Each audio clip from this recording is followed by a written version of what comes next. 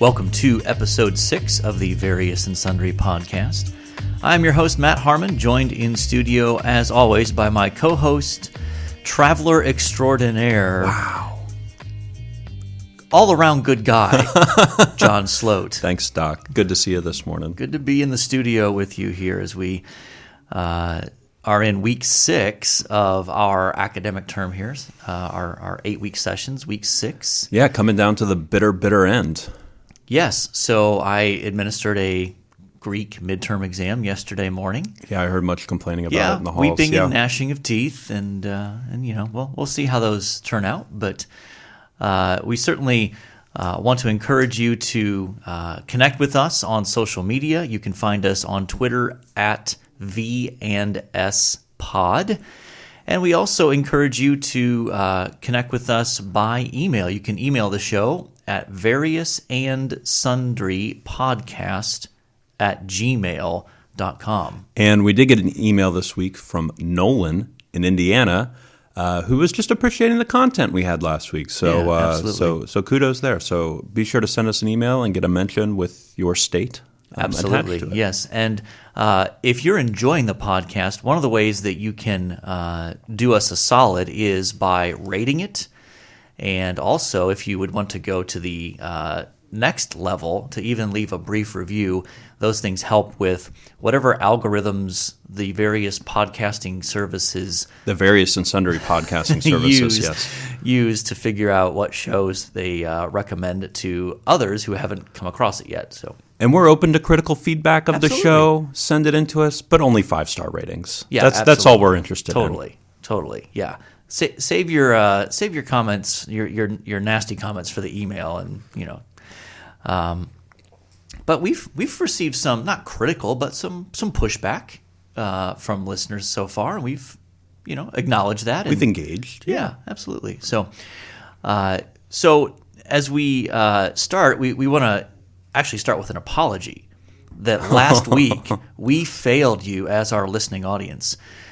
Because we failed to give you the coronavirus update. And so we're going to start with the latest information we have as of Tuesday morning as we're in the studio here on February 11th. Yeah, 9:24 a.m. Okay, so do I need to give the breaking news little bumper music here? I don't know if it's breaking news if we're going to do it week by week. Okay. Oh, we didn't do it last week. We didn't do it last week, but we should have. So if you were unaware, end of this month, I take a team of Grace College students to the island of Taiwan, which is about a stone's throw or a little more from mainland China, but is not mainland China. And then currently the coronavirus is at 43,139 cases, which is huge. And I believe surpassed SARS today or yesterday or something along those lines. And the island of Taiwan is at a total of 18 cases and 1 recovered.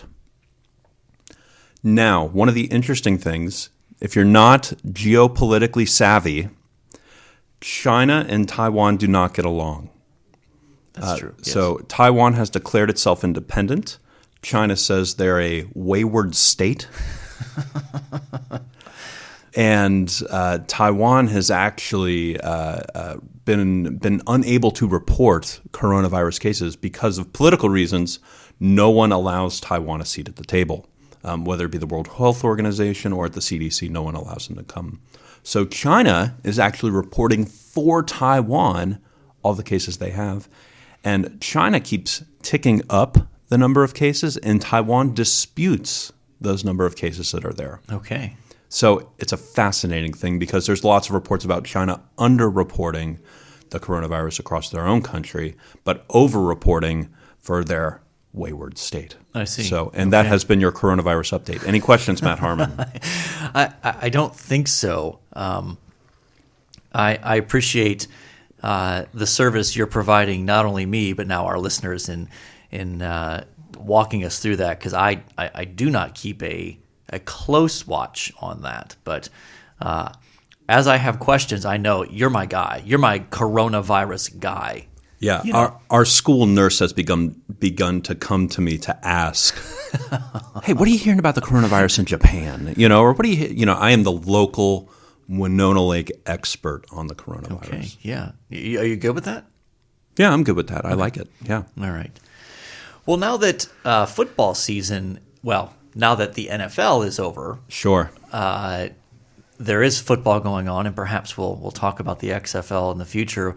I know my own focus, sports-wise, tends to shift towards the NBA a little bit more. I watch the NBA even as the NFL season is ongoing, but now that the NFL is done, my attention turns a little bit more directly to watching the NBA, tracking what's going on there. And so as we approach the All-Star break, I thought it would be maybe good, since we've not really talked NBA at this point in our show history, because we've been focused on finishing out the NFL playoffs and Super Bowl and that kind of thing. Yeah.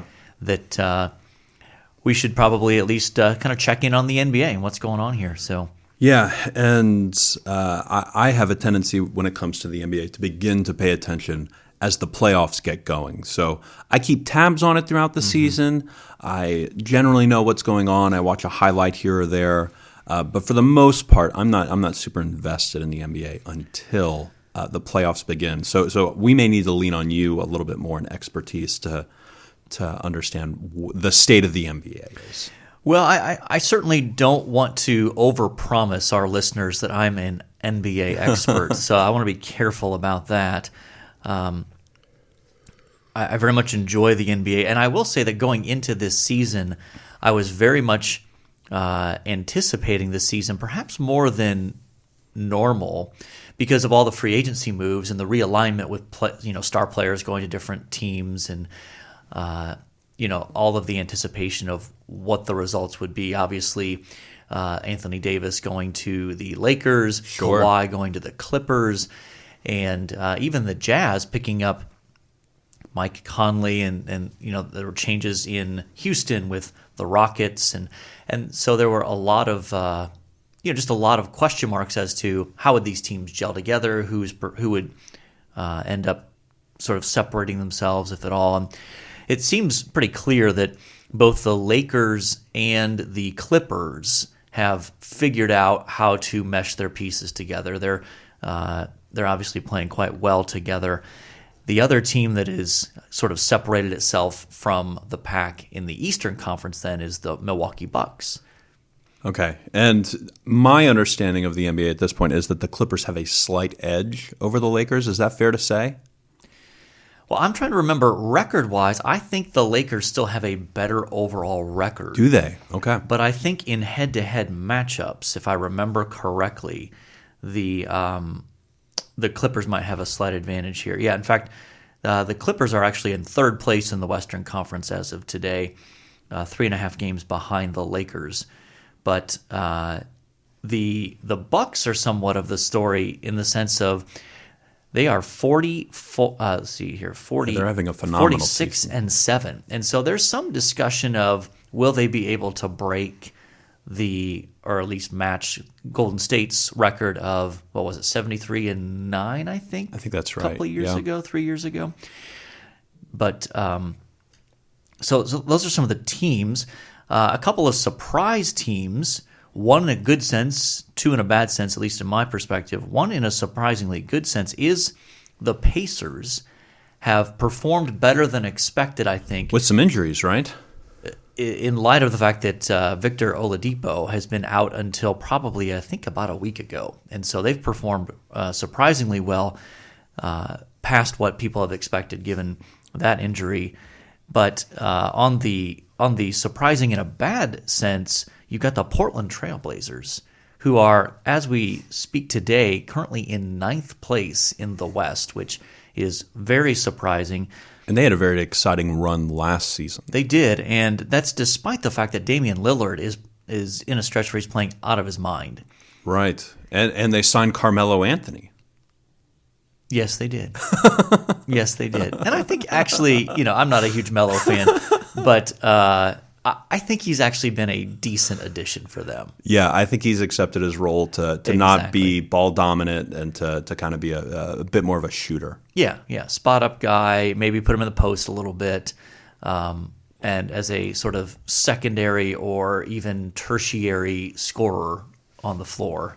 You did not see the mellow left turn coming, did you? The first thing I thought of when I saw the Trailblazers there. Yeah. The other disappointing team is the Sixers in Philadelphia. Yeah, they're a mess despite this collection of talent. So there's a lot of talk of do they need to get rid of players? Do they need to trade somebody? Do they need to get rid of their coach?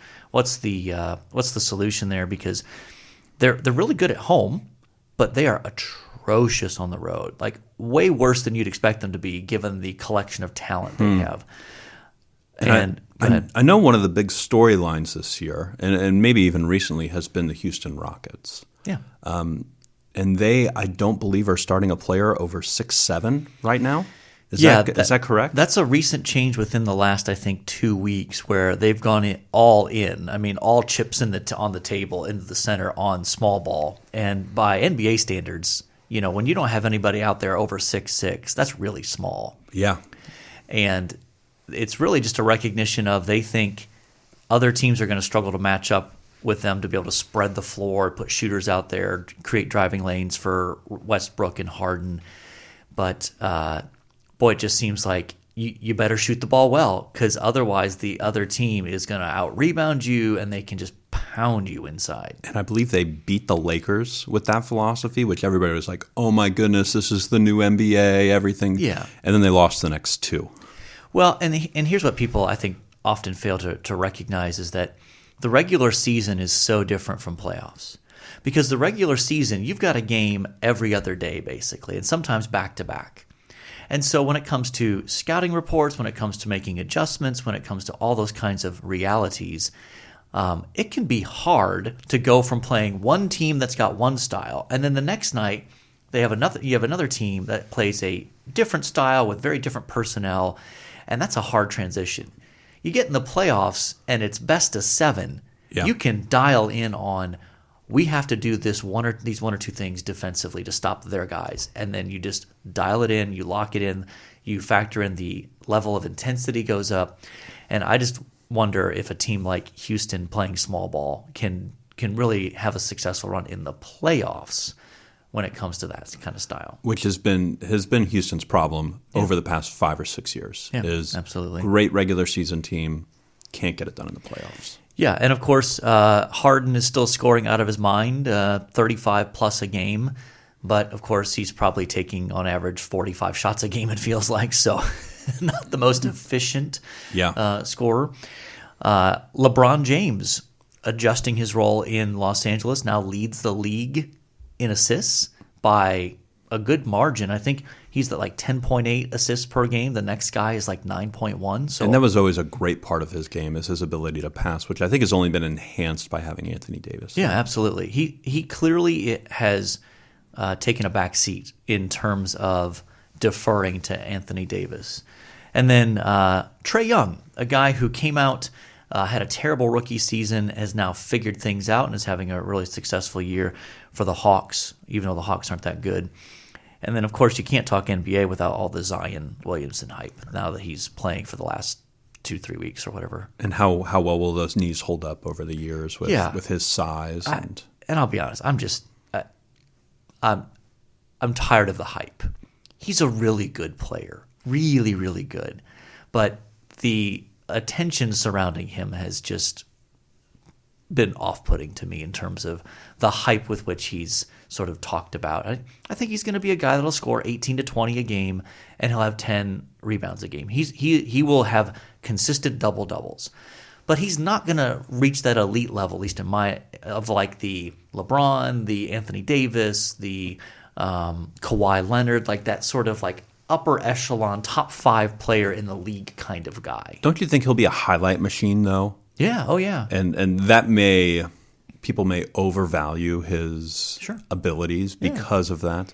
Would you mind pulling up the standings again? Where do the Pelicans sit? I think they're 10th in the West. Okay, they've been a fun team to watch this year to see play with. Currently 11th in the West. Lonzo seemed to have calmed down after the trade. Brandon Tied for 10th, Ingram has played really well. I mean, there's been a lot of fun things to watch with the Pelicans. Well, I'm no Lonzo Ball fan, but I will say I think it's been really good for him to get out of Los Angeles. And I just think that has been – it seems like there's been less of the off-the-court kind of junk with his dad being this sort of big, obnoxious personality. Or maybe there's just less attention to it because he's not in Los Angeles, he's in New Orleans. Yeah, I think so. It's been good for him. Yeah. And you want to give a brief Knicks update? I mean, is there anything to talk about with the Knicks here? Yeah, Knicks are bad. And that concludes our Knicks update. Okay.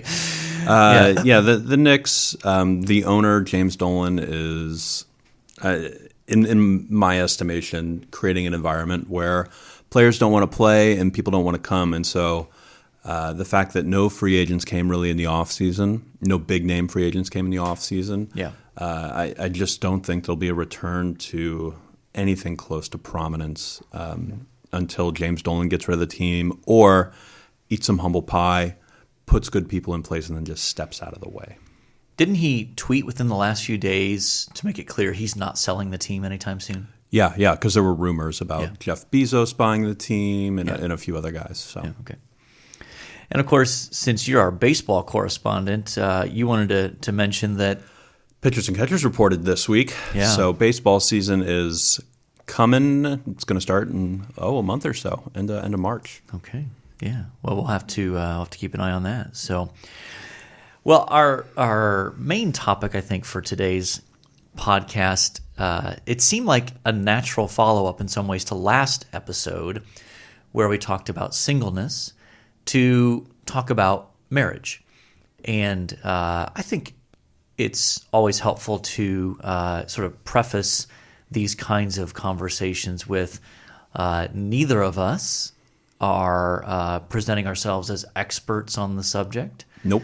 And, even though when it comes to experience, you're in the engagement stage of life. Yeah, goodness, 3 months until I get married? Yeah. 3 months? Yeah. May? And, for me, we're coming up on 24 years, but I certainly don't consider myself an expert on this topic. I think that, marriage can be tricky to talk about. So I thought that maybe we would start with kind of thinking about, from a biblical perspective, what is God's intention for marriage, to set a sort of foundation for what we're looking at in terms of marriage. And when you start to think about that topic, obviously the starting point is in Genesis, and I think that when you look at what is going on in Genesis, and then you also take into account what Paul writes in Ephesians 5, sort of looking back and trying to understand what God's purposes are for marriage. I know for me, one of the most important and valuable insights about marriage was really understanding that marriage is first and foremost designed by God to be a reflection of his relationship with his people. So in the Old Testament, God uses that imagery to talk about his relationship with Israel. The New Testament talks about the relationship between Christ and the church, and that's not just a simple analogy. It's not just a sort of baseline illustration of what marriage, of what his relationship is, but that from all of eternity, God's relationship with his people was the starting point, and then when he decided, I'm going to create marriage to reflect that, that's sort of the order to think through it. And I know for me, that was a really important insight to sort of think about how should my wife and I live together as a picture of Christ in the church. That it's not first and foremost about me getting my needs met or her getting her needs met or about certain communication techniques or finding fulfillment in each other. But at the end of the day, that we are called to together, by the way that we live and interact with each other, be a display of Christ's love for the church. How could you maybe give me an example of that? Like, I totally 100% agree with what you said there. However, it can feel very lofty and ideal and aspirational. And so how do we bring that down to the ground level a little bit? How do you see that fleshing out? Yeah. So I think that one very practical way that displays itself is trying to speak about my spouse in a way that reflects honor and enjoyment. Because there can be, at least there's an element of culture that can have this kind of, it's common practice for the husband to kind of make a crack about the old ball and chain. I'd love to go out and hang out with the guys, but the old ball and chain's keeping me at home, and then maybe the wife, says about the husband with her women friends, like, oh, he's a pig. He doesn't pick up. He's quiet. He just watches TV all the time. Like some of those are kind of standard tropes, kind of standard, kind of, for lack of a better term, throwing shade at your spouse, so that even the way you talk about your spouse with others, I think can be a reflection of how does Christ talk about the church? How is the church supposed to talk about Christ? And showing honor in those ways, I think, is one tangible way. Okay. Another one is even thinking about how, as a husband and wife together, you think about how you invest your time.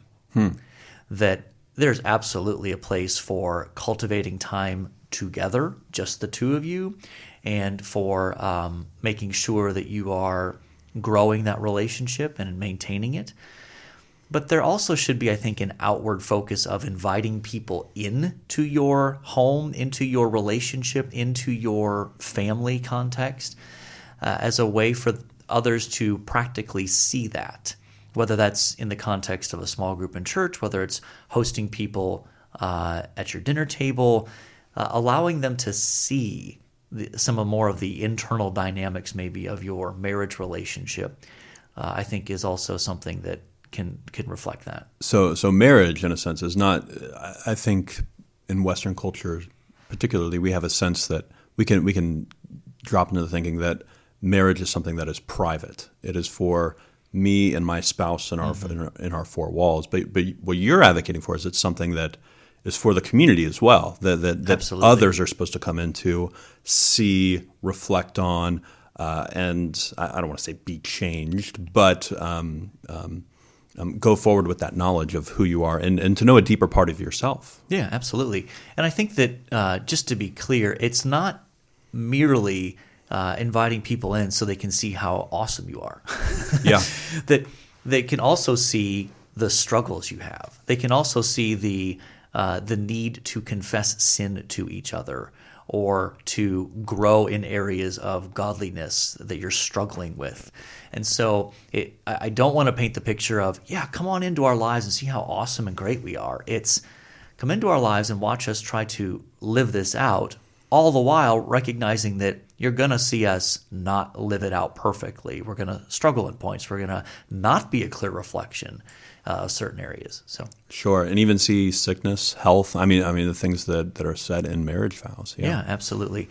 And I think that it's one of those areas where, in this time, this pushes out into family dynamics as well. But I think the sort of clarification you made is really important, that marriage is not merely a private arrangement. It's not merely a private institution. It is both a, for lack of a better term perhaps, an ecclesial reality relating to the church. Like it is something that should be an expression, should be integrated within the life of the church.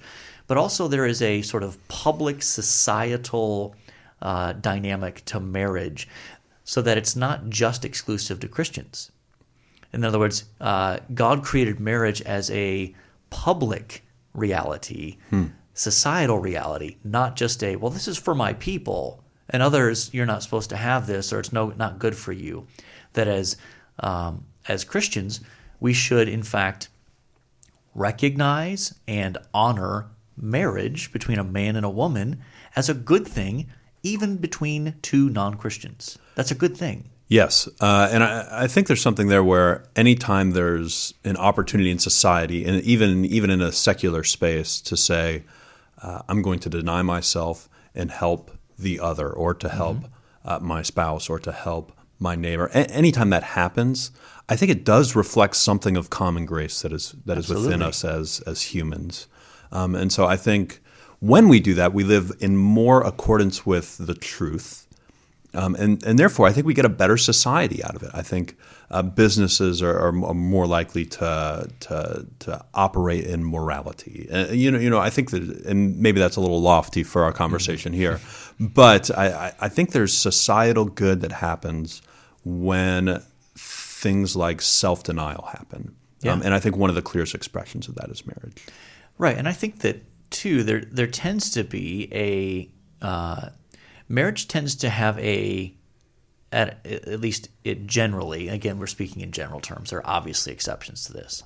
Marriage tends to have a stabilizing force in culture, I think, that it creates relationships, a relationship that brings with it obligations, responsibilities that spill out beyond just the four walls of that couple's home, that spill out into the larger culture as well. And I think marriage at times can fly in the face of modern society, obviously some obvious ways. But I was talking to a class I was teaching at our church this weekend about the need for, we were talking about faithfulness in ministry, but I think the principle applies here that when someone steps into a marriage, there is a consistency that is going to be over the long haul. It's going to take a while. And I quoted this podcaster from Canada. His name is Shane Parrish, and he runs this podcast called The Knowledge Project. And one of the things that he said on Twitter this last week, what I thought was phenomenal, was that the longer the frame for results, the less important intensity is, and the more important consistency is. And I think that's true in marriage as well, even though I'm not married. Disclaimer, right? That while our culture may feel that intensity is very important to a relationship, to a marriage, actually, consistency is far more important than intensity. Right. Yeah, absolutely. And I think that there are certainly various cultural pressures. Various and sundry cultural pressures, yes. That are at work in our context that push against marriage in some ways. I think you kind of indirectly touched on one there in terms of understanding what love is and what long-term married love looks like, because I think our culture absolutely has a sort of romanticized understanding of love that is very much based on emotion. It's based on intensity and passion. And so when you have that kind of mentality, the byproduct is when that's gone, say after, or diminished after, say, 5 years, 10 years, 15 years, 20 years in a marriage, then it feels like our culture simply says, well, then it's right and probably good. It's a good thing for you to end that marriage because you no longer have the intensity, the passion, that you've fallen out of love with that person, and so therefore you shouldn't even stay in that marriage. Or just run the clock out. Yeah. That's sort of the other option I think that's out there. Yeah. Right. Though I think that's probably, some of that's generational. The difference between those two I think is generational. Interesting. In that I think older generations tended to be more inclined towards, well, this is just reality. Let's run the clock out and try to figure out a way for us to coexist without killing each other in a way that works for us without really us being us enjoying each other, really having a shared life together in any strong sense. I think that's more of a generational thing. I think especially when it comes to, I would say, my parents' generation, I think, and older, there was just you got married and, even if it didn't turn out as great as you had hoped, you just kind of figured a way to kind of make it work, and you just kind of ran the clock out. Figured out ways to exist separately, but under essentially the same roof. So that I think that's one side of the coin on the issue with marriage, right? Mm-hmm. We either take I got to get out of this once the passion's gone, or on that same side, we're just going to run the clock out. On the other side of that coin is oh my goodness, my spouse is the greatest thing that ever walked on the face of the earth. Yeah. Could you talk about that a little bit, and then how might we go about repenting of both those things? Yeah. Well, I mean, my spouse is the greatest thing that's ever walked through us, so I think, I'm not sure what the problem is that you're addressing here, but I think that this is one of those areas where certainly Satan can take anything that God has made that is good and twist it into something that is not good or even destructive, depending on the nature of the thing itself. And so marriage is one of those things, absolutely. And, I think we often hear people talking about, Satan's out to destroy marriages. Well, one of the ways he tries to do that is let's just, create circumstances that lead to divorce or this sort of kind of semi-peaceful coexistence under a house, in a house. But the other end of that is that he encourages married couples to make the spouse an ultimate thing rather than a good thing. And so I think that's the form of idolatry you're trying to bring to the surface here and have us think through that a bit. So I think that when it comes to that kind of dynamic, when you say, well, so what does repentance look like? What if you realize I'm putting too much, which can sound crazy, I'm putting too much importance on my spouse? Sure. Which, as a sentence by itself, some people are going to be like, wait a minute, how's that possible? Yeah. It is possible. And I think that when you look to your spouse as the ultimate source of meaning and significance and comfort and joy in your life, you are putting your spouse in a position that only God is designed to occupy. And therefore, inevitably, you're going to be disappointed. There's going to be disappointment there. Or you crush your spouse under the weight of that sort of expectation. Correct. And so your question earlier of what does repentance look like, I think is an important one because, for some areas of sin, the obvious act of repentance is stop doing that or completely separate yourself from that, right? Yes. That's one of the most obvious forms of repentance. And we don't recommend that for marriages, correct? Correct. We are absolutely not recommending that. I think that so in this context, this is where I think some of the thought of C.S. Lewis has been helpful to me, in that I don't have the exact citation of where he says this, and this is a paraphrase, so just to be clear. But basically, Lewis said something along the lines of, God doesn't find our desires too strong, but he finds them too weak. Meaning that when we think of areas of sin, we tend to think of, gosh, my desire for this is just so strong, and if I could just lessen my desire of this sinful thing, that would be the answer. And part of what Lewis kind of helps us see is that that's not necessarily the case. That the reality is that what we need is not just maybe a lessening of desire for whatever sinful thing God has identified, but an intensified and even greater desire for God himself that overcomes that previous desire. So when it comes to marriage, I don't think the answer to repenting from this form of idolatry is to say, I need to love my spouse less. Mm-hmm. I think the answer is, I need to love Christ more so that my love for my spouse is contextualized and framed by a greater love for Christ. And so let me give you an example of why that's important. So if your spouse becomes an idol, you might be less likely to confront your spouse about sin because you don't want to do anything to disrupt or damage that relationship you have with your spouse, because they're the ultimate. So you don't want to maybe have a hard conversation of, I see this in your life, this is sin, and so we need to work together to help you grow in that area.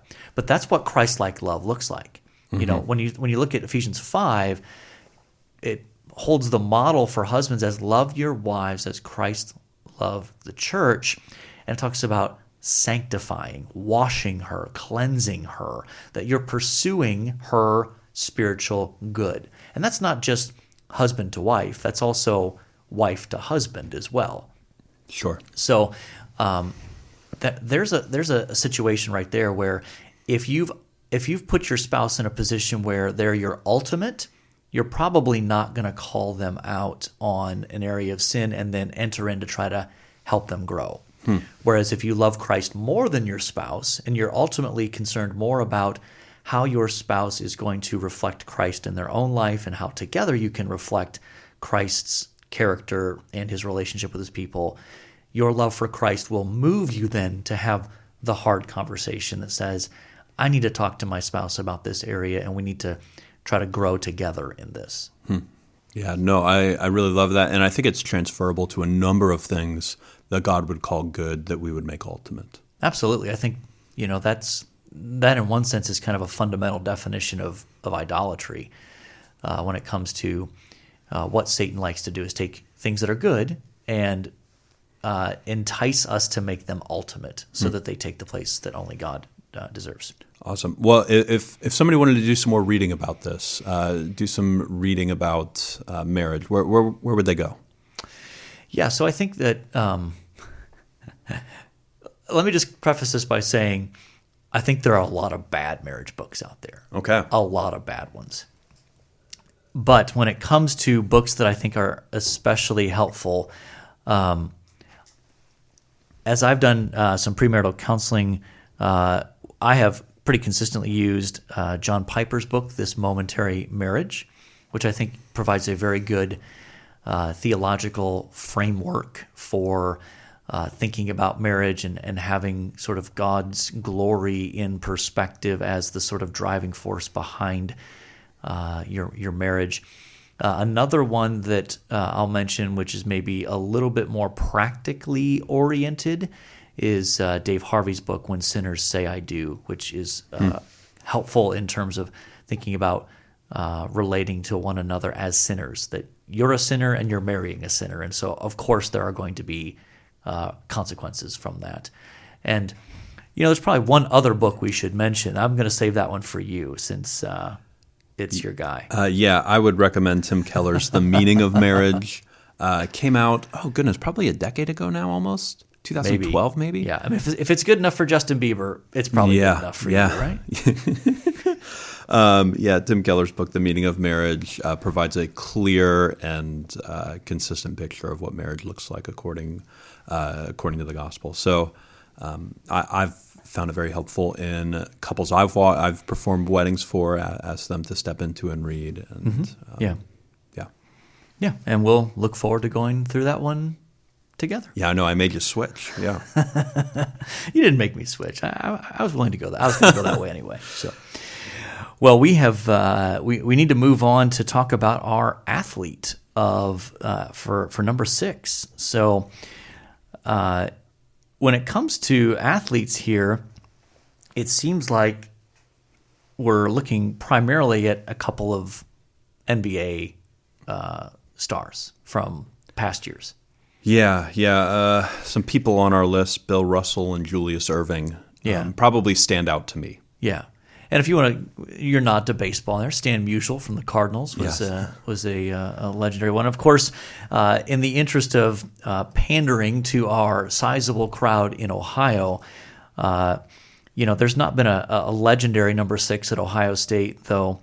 Evan Spencer, C. Grant, and Sam Hubbard have recently worn the number and done it proudly, but none rise to the level of that we need all-time elites. But so. What are you thinking in terms of? I feel like it's kind of down to Bill Russell and Julius Erving. Dr. J. We're agreed on that. I like Dr. J, Julius Erving, ABA guy, came over, and all I can think is the clip where he has that phenomenal under the backboard scoop layup that's iconic, and he's got probably one of the best nicknames in sports. Yeah, and he also, the other iconic play that stands out with Dr. J is there was a play, I think it was in the NBA Finals against the Lakers, where he had a breakaway dunk, and he kind of did the kind of, one of the first to do kind of the rock the ball like it's a baby in a cradle, and then a kind of a massive kind of tomahawk finish. And did he do the first foul line dunk in the dunk contest? I don't know if he was the first, but he certainly came to be known as that guy. Yeah. Like he was the guy that did that. Oh, I forgot about that. And so now, of course, Bill Russell, legendary Celtic. I think he was a part of, I can't remember the number. Is it maybe 10 or 11 NBA championships? Yeah. One of the greatest defensive centers in NBA history. But I lean towards Dr. J in part because he was he was part of my growing up as a basketball fan. So when he was sort of still in his prime, that's when I was just becoming aware of professional basketball. And so he was, for me, the guy before Jordan. Like the guy that you wanted to watch an NBA basketball game because of Dr. J. So have we agreed on going with Dr. J for the I'm against all things Boston, so Julius Erving is wonderful to me.